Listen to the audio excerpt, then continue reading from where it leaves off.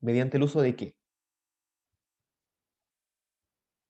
¿Cómo pretendían ellos llegar a la búsqueda de leyes universales? El uso del De los pensamiento. métodos. El uso del pensamiento o de la razón. Correcto, ¿cierto? El uso de la razón. La razón como motor de desarrollo de la humanidad, ¿cierto? El uso de la razón. Y recuerden que la razón, damas y caballeros, no es más que todo lo que nosotros tenemos en nuestras cabecitas. Cuando a alguien le preguntan algo y dice, profe, no sé nada, es mentira. Cuando uno dice que no sabe nada, en su mente en ese momento está pensando miles de cosas, diciendo así como, no, el profe me preguntó a mí, ¿por qué me preguntó a mí? No debería preguntarme a mí, debería preguntarle al resto de mis compañeros. Probablemente esté pensando eso la persona cuando yo le pregunto cosas. Pero no, ¿cierto? Está pensando cosas. Por eso cuando dicen, profe, no sé, eso es mentira, ¿cierto? Están realmente, ustedes están pensando cosas y a mí lo que me interesa es que ustedes se atrevan a decir cosas. Eso es lo mejor, ¿cierto? Es el mejor ejercicio. Entonces, bien, esto es lo que nosotros dijimos que es la ilustración. Veamos ahora lo que nos dice el texto de historia, ¿cierto? Veamos lo que nos dice el texto de historia de octavo básico sobre esta información, ¿cierto? Voy a tratar de avanzar lo más rápido posible, damas y caballeros, porque quiero pasar todo el día de hoy. Ojalá alcanzar 126. Acá está. Bien. ¿Quién quiere leer? Vamos a leer muchos hoy día. De verdad que sí. Vamos a leer mucho hoy día. Así que si alguien no quiere leer más tarde, le recomiendo que salga del cacho inmediatamente. ¿Quién quiere leer? ¿Nadie? Entonces obligo. Millaray. Leal, si no me equivoco. Millaray, por favor, lea el pensamiento ilustrado, los dos primeros párrafos.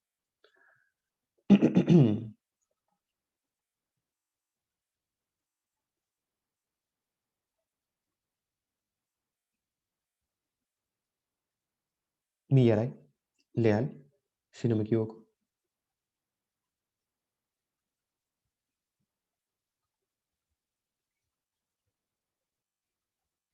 Millaray, por favor, el pensamiento ilustrado, léalo.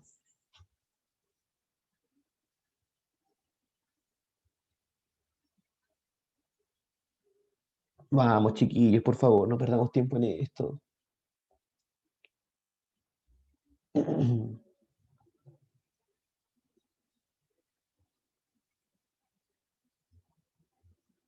¿No? Renato Castillo, Renato, por favor, ¿puede leer el pensamiento ilustrado? ¿De qué punto, profe? Los dos primeros párrafos.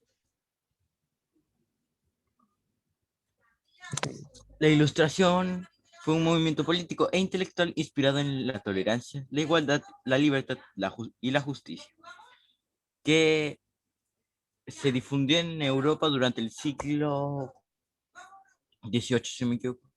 El origen del pensamiento ilustrado se vincula con el humanismo y la revolución científica en el siglo XVII, pues eran continuadores de la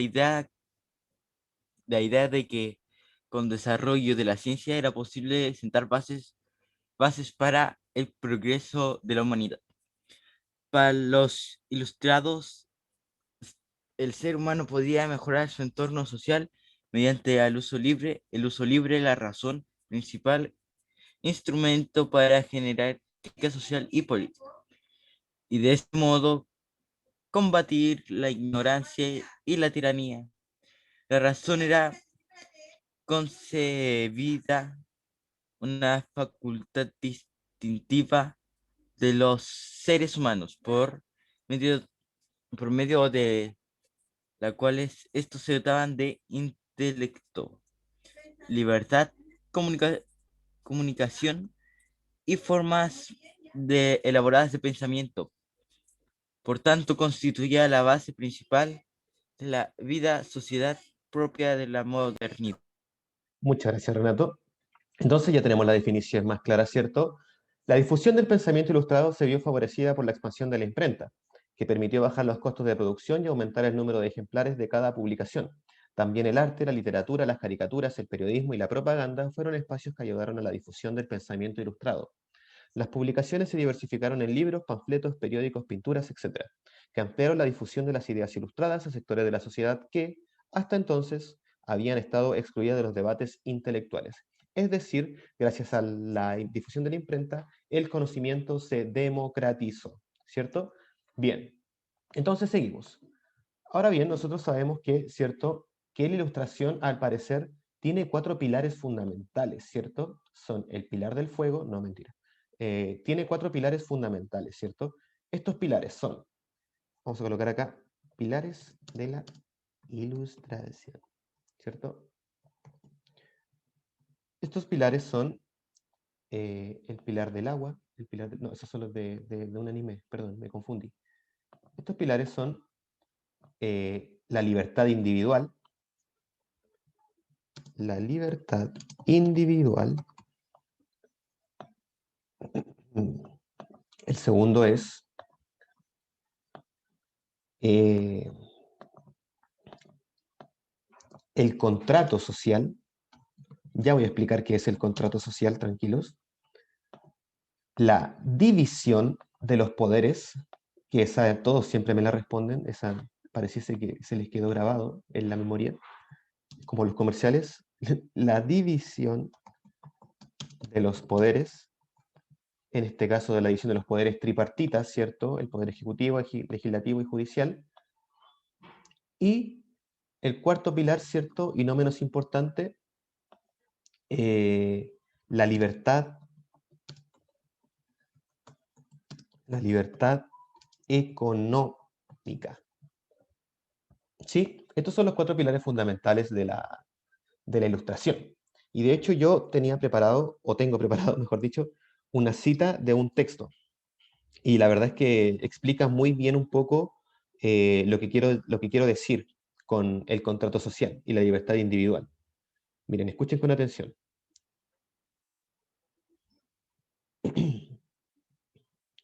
Dice lo siguiente. Dice, las personas de todo el mundo han llegado gradualmente a la convicción de que la igualdad y la libertad individual son valores fundamentales. Dame un segundo. Sin embargo, estos valores son contradictorios entre sí.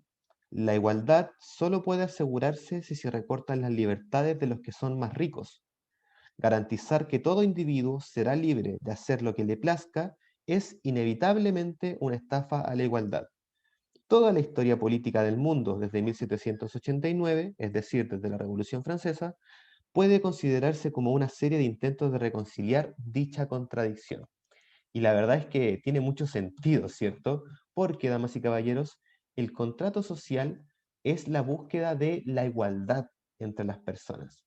Es decir, es la búsqueda de derechos básicos universales. Es decir, derecho a la vivienda, derecho a la salud, derecho a la educación, derecho a no sé cuál derecho más, pero derechos universales, ¿cierto? Derecho a la alimentación, etcétera, ¿sí? Siempre que a medida que la humanidad va mejorando, ¿cierto? Estos derechos también se van ampliando, ¿sí?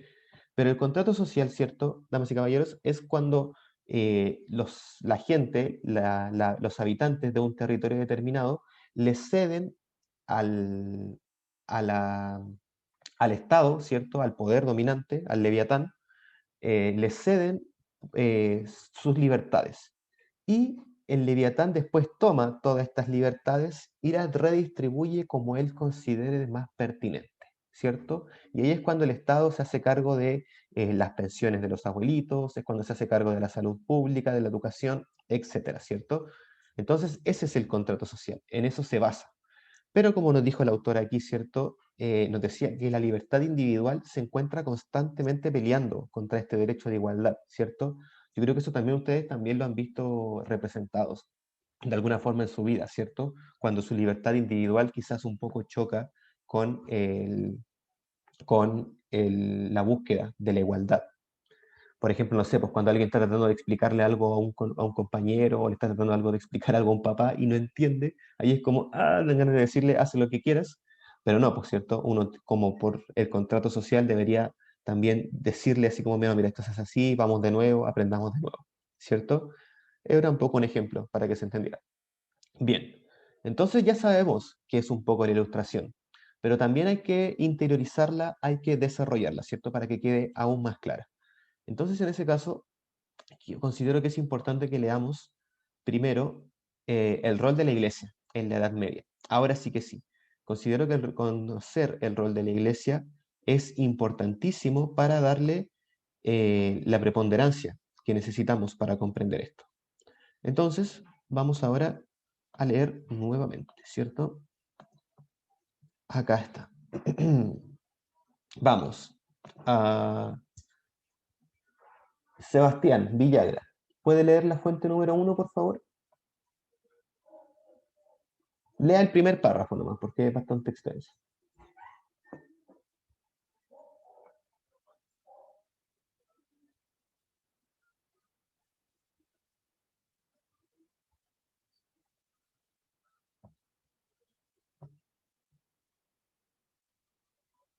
Mm, ok. Eh,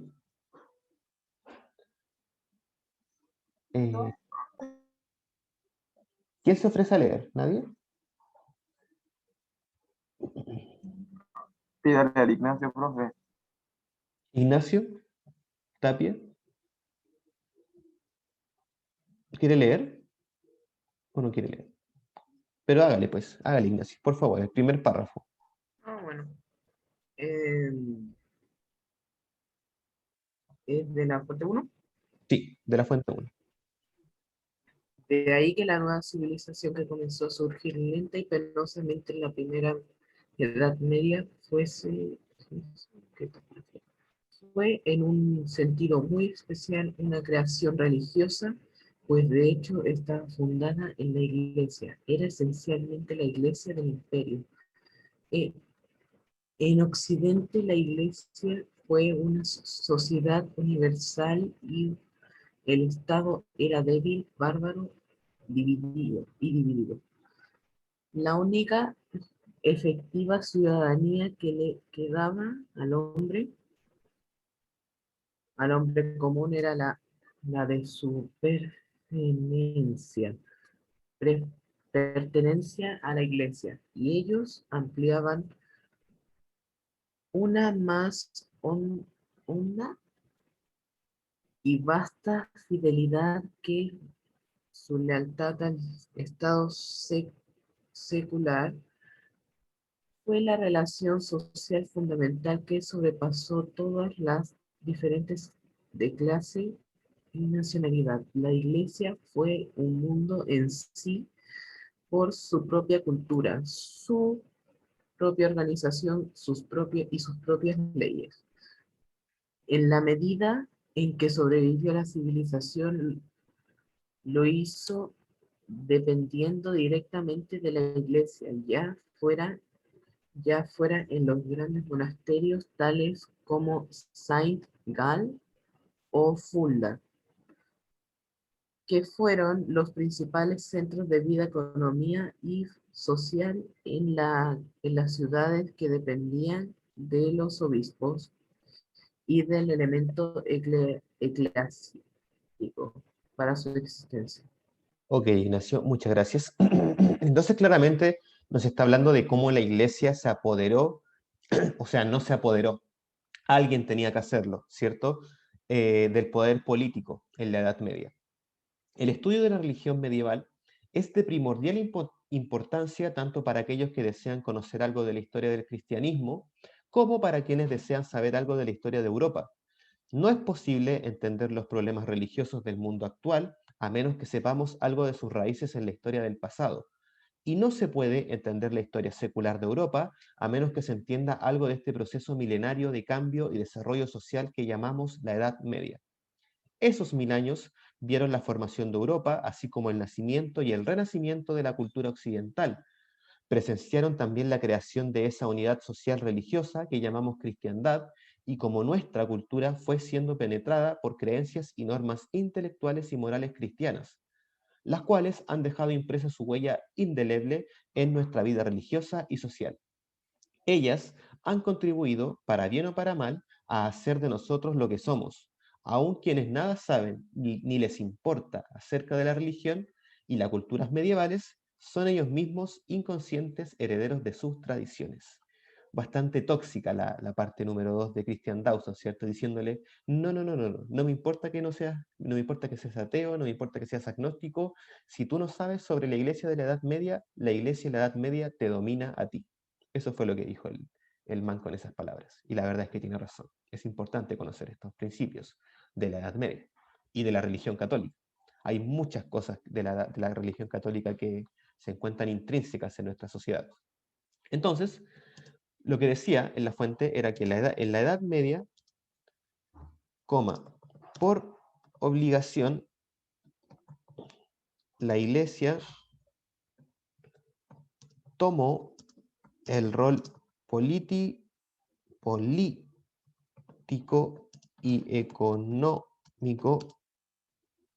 La Iglesia, eso. Sí, la Iglesia por obligación. En la Edad Media, por obligación, la Iglesia tomó el rol político y económico.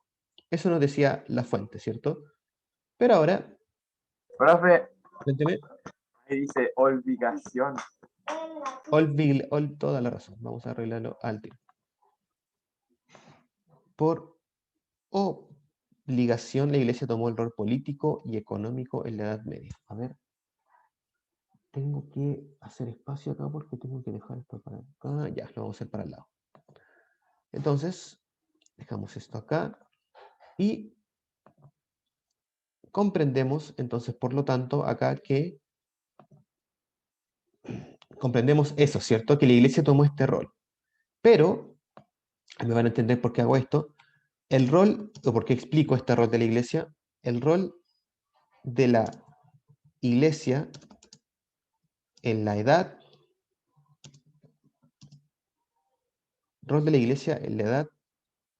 Media, es decir, durante los, de un segundo, déjenme aceptar a quienes están ingresando, el rol de la Iglesia durante la Edad Media, en los siglos, desde el siglo XIII hasta el siglo X, hasta el siglo XV,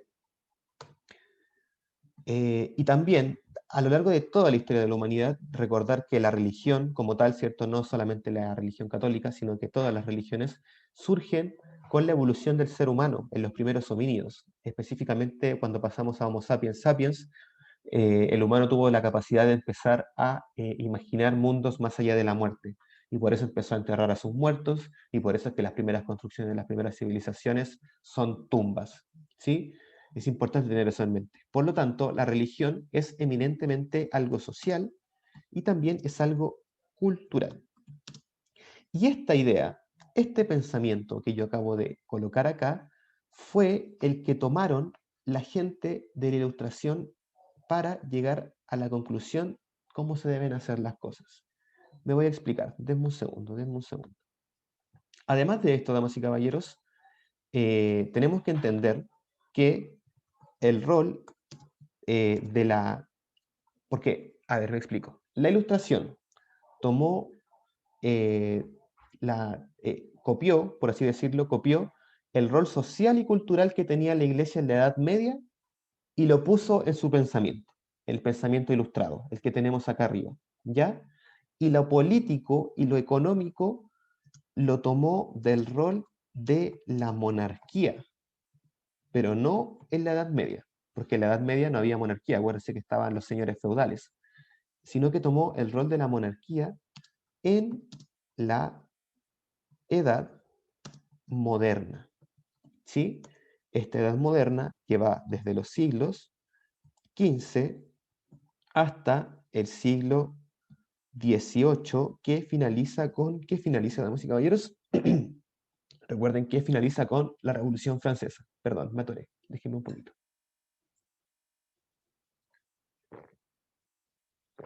Ahora sí. El rol de la monarquía en la Edad Moderna.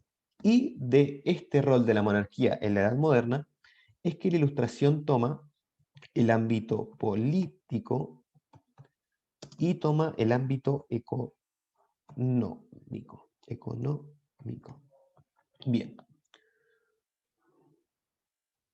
Estos dos roles que toma, ¿cierto? Van a dar cavidad con ustedes, damas y caballeros, al surgimiento a finales de la Edad Moderna, ¿cierto? de que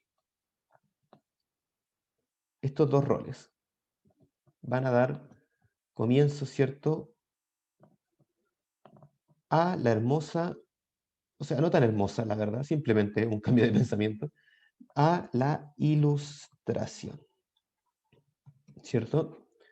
Ese fue el rol que tuvieron la iglesia en la Edad Media y la monarquía en la Edad Moderna, desde la arista social y cultural y política y económica, son los ejemplos, o sea, son de donde se toma la ilustración para hacer velar sus leyes. ¿Cuáles son sus leyes? ¿Cuáles son sus teorías? Libertad individual, contrato social, la división de los poderes y la libertad económica, ¿cierto? De ahí se hereda toda esta tradición. Pero, para que lo entendamos mejor, vamos a ver a continuación, en la clase de a continuación, vamos a leer fuentes primarias de los creadores de la ilustración, los precursores, ¿cierto? La gente que dijo, oye, la ilustración se va a hacer así por tal y tal y tal motivo, ¿sí? Entonces, primero déjenme pasar lista ah, para confirmar. Bien. Vamos con la lista, por favor, atentos. Ailina Alegría, Claudia Antías,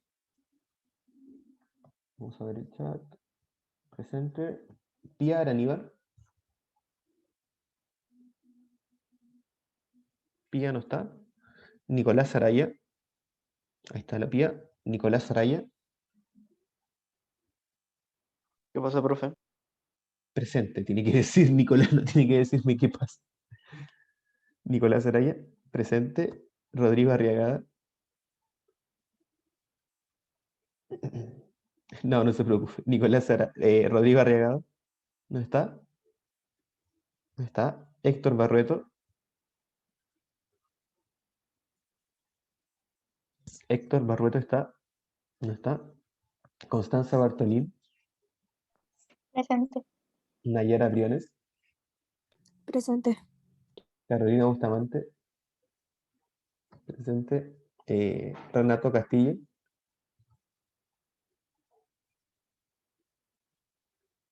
Renato Castillo.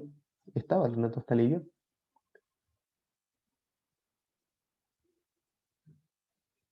Bueno, claramente al parecer se fue. Martina Castro. Martina no está. Antonia Catalán. No está. Tomás Céspedes. Presente, profe. Un segundo. Joaquín Díaz. Al tiro le respondo yo. Joaquín Díaz. ¿Está Joaquín? No está. Fernanda Donoso. No está. Martina Echegoyen. Ahí está presente. Fernando Gallardo. Presente. Maite Garrido. Maite no está. Ahí está. Fernanda Gómez. Constanza Aguala. Constanza no está. Christopher Guevara. Christopher Presente. Presente. Felipe Huachaqueo. Presente, profe. Villaray Leal.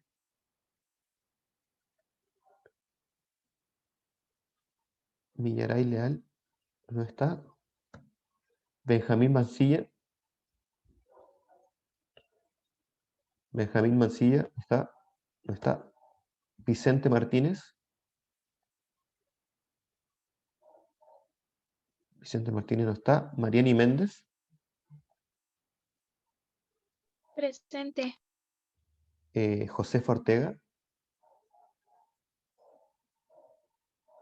Josefa Ortega. Natalia Pérez. Natalia Pérez, no está. Martina Riquelme, Presente. presente. Camila Rivas. Camila Rivas. Camilo Rivas. Catalina Sepúlveda.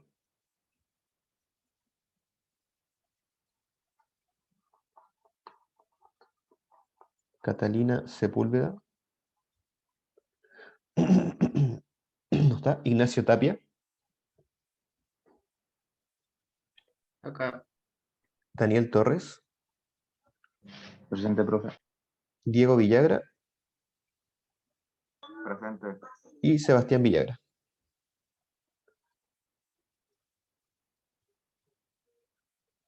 ¿Sebastián estaba o no? Dijo que sí estaba, pero no tenía micrófono y no dice presente. Ya no importa. Bien, entonces, ahora lo que sigue a continuación, damas y caballeros, es lo que vamos a ver acá. Denme un segundo. Parece que me adelanté mucho en la clase. No, pero mejor, porque así alcanzamos a ver estas fuentes. Vamos a leer estas fuentes, son bastantes, son 8. El Diego me había preguntado qué significa plagio. Diego, básicamente plagio es apropiarse de la información que escribió otro sin darle crédito. Por ejemplo, Sí, si pero tú... ¿a qué se refiere con la teoría de la asignación? ¿Cómo sabría que copiamos? ¿Cómo voy a saber yo si copian? Eso va a ser suerte. Pues, si usted quiere asumir el riesgo de plagiar, de copiar y pegar la información, y si yo no me doy cuenta, pasó eso nomás, por cierto, se salvó. Pero créanme que se nota cuando alguien copia y pega la información de internet, se nota bastante que esa escritura no es, no es de ustedes, ¿ya? Así que, bueno, hoy ustedes tienen que correr el riesgo. Si yo me doy cuenta de que plagiaron la información de internet, yo claramente les voy a colocar la nota mínima. Profe, ¿el trabajo se puede hacer de a dos? No, Carolina. No, el trabajo es individual porque es un ensayo propio sobre, sobre la pregunta, ¿cierto? ¿Cómo se formaron los estados modernos? Algo así era. Entonces, no, es individual el trabajo. Bien, yo creo que voy a hacer, no, denme un segundo, primero voy a guardar esto. Voy a guardar esto. Save, mostrar. Esto lo achicamos, esto lo dejamos acá, esto también. Y la carpeta, ¿dónde quedó? Acá está.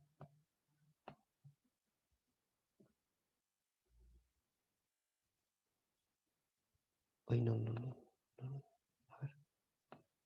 Ahí sí. Bien.